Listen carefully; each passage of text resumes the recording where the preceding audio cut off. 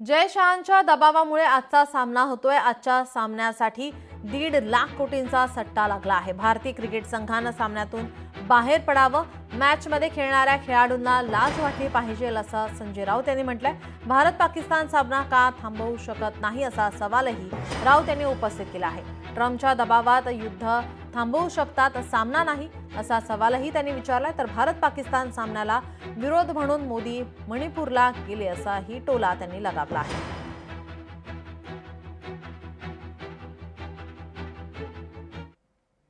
एक सामना नाही खेळलात, एका सामन्यावर बहिष्कार टाकलात क्रिकेटपटूंनी, तर काय मोठं आकाश कोसळणार होतं? काय जय शहा तुम्हाला फासावर देणार होता? अमित शहा तुम्हाला ईडी लावून तुरुंगात टाकणार होता? जर ह्या क्रिकेटपटूंनी सांगितलं असतं की आम्ही पाकिस्तानबरोबर खेळणार नाही, तर जय शहा तुम्हाला फासावर लटकवणार होता की अमित शहा तुम्हाला ईडी लावणार होते, गृहमंत्री?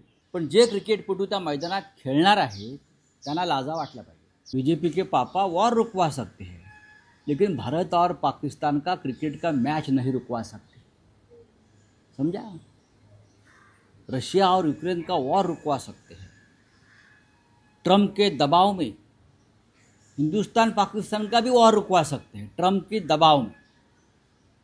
लेकिन पण भारत पाकिस्तान क्रिकेटचा मॅच ते थांबवू शकत नाहीत।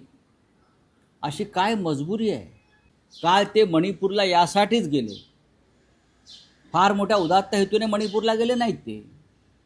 आजच्या भारत पाक क्रिकेट सामन्याला जो विरोध होतो आहे त्याच्यावरचं लोकांचं लक्ष विचलित हवं म्हणून ते मणिपूरला गेले।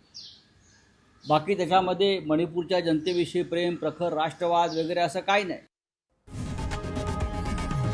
लोकशाही मराठी ऐका, पहा, जागरूक रहा।